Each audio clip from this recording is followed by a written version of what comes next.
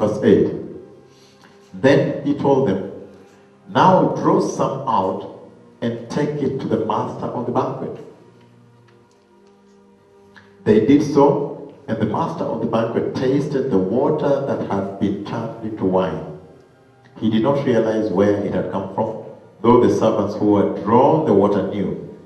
Then he called the bridegroom aside and said, everyone brings out the choicest or the choice wine first, and then the cheaper wine after the guests have had too much to drink. But you have saved the best till now. First miracle. Listen to this. Jesus comes to this wedding, and then they run out of wine. In their setting, in the Hebrew setting, it was the role of the hosting family to provide refreshment. And among the things to prepare, the things that were very key was wine for the wedding, for the refreshment. And the weddings went on for some days, 6 days, 7 days, 5, I don't know. But some days, they think about 7. Listen to this. Among the things to prepare, of course, the wedding gown and so on. But key for the guests was the wine. It has to be the choicest wine from very select vineyards. And listen to this. Depending on the type of couples that were wedding, their popularity, their standing in society, a certain level of preparation had to be put in place, commensurate with their stature. If it was a wealthy family or a king's son, she's marrying into a king's home, it was well publicized. It became the talk of the places where women were fetching water in the morning. In the marketplaces, it would be very easy to. We know that the first wine has been. And that wine has run out in church to the extent that there has been a social embarrassment. We've seen many times the guests have arrived in the church, they have sat, and then the wine has run out. Remember that the heathen will know if you have no wine in your head. Let me put it this way. If you have no wine in the head, the heathen will know. At Pentecost, when they came out and they had wine in their heads, people said, hey, look, these people are drunk of wine. They could see, these people are drunk of wine. But today the church is very sober. The heathen cannot see any drunkenness. We ought to have been operating in the highest high in wine at this level. And yet the heathen can say, look, they are very sober, they are not exciting. And yet when they received at Pentecost, everybody could tell that they are high of the Holy Ghost.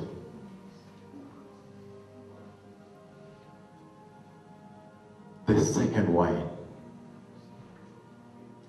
The second wine is better than the first wine. We know the effects of the first wine, what it did to the church. Peter, John, Paul. You just go through the Bible and see the exploits. And yet at this time, we should be operating in the second wine, which is a higher level wine. Wine not made out of any fermentation. The wine he produced here. Listen, precious people. This is the wine the Father was clamoring. Please, if you see it, safeguard it. But where is that wine in the church to be safeguarded?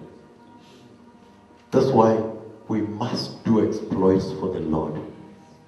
That the territory of revival may expand to remove this social embarrassment that has come into the house. Because we are the hosts, and to make it worse, we are the bride. We are involved in this wedding.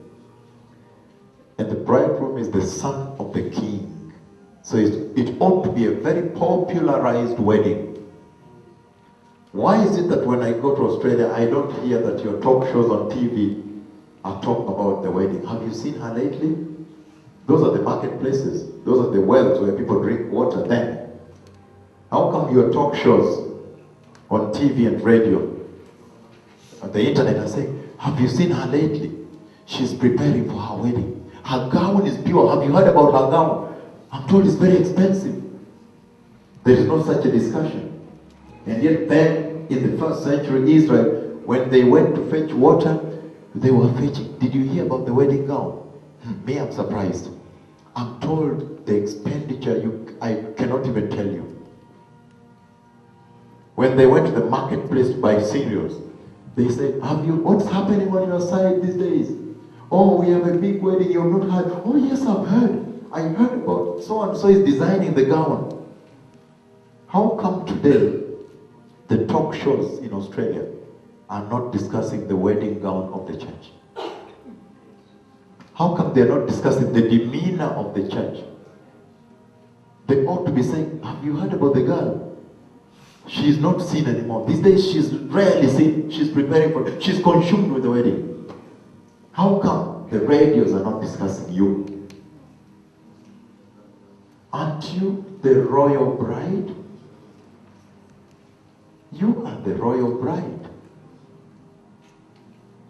You are wedding into the king's house. And by the way, the king died for all. Why are you not bringing this out? It must be that there is nothing to write home about the gown you have or you are preparing. If there was so much to write about the embroidery, let me share with you the vision of the pale horse. On that July 29th, when the Lord, that's the first time He showed me the church when she has finally entered now. And what amazed me is that as the church was taken and they were in the wedding feast, I did not know. First of all, I used to think it's only the glorious body. But now I can tell you there is also the glorious gown. The glorious gown is long up, down, then it flows a bit. It flowed. It's called the train. And when they were worshipping like this before the Lord, worshipping, and it was such a sweet worship in heaven. Every time they turned like this, their gown, it flashed like a camera. Someone was making shots. So there were flashes, meeting glory. Like a camera, someone takes, camera flashes. That's the first time I saw the church inside. I've seen him take the church, but that's the first time he showed me the church inside. The gown is so glorious that when they worship like this, the glory on my eyes, as if someone with cameras taking flashes. And there is a train, it's long, a bit beautiful, incredible. And then after that, then he said, look towards your left and see who is coming. Then I saw the pale horse with the pale horseman. I've not shared that today. I've only focused mainly on the black horse. Because the black horse is the last warning. As you're going to see. The last warning. In fact, when the fourth seal is broken, the rapture has taken place. And I'm already prophesying the fourth seal, the pale horse. And when you look at the sequence of events, when you look at the way it's happening, in less than 2 months, the global market crashed. The prophecy was fulfilled. And that can only tell you that there is a prophetic acceleration going on here. When I prophesied the white horse, the red horse, the black horse, that means even this one is going to be fulfilled. If he has tarried, then the reason for tarrying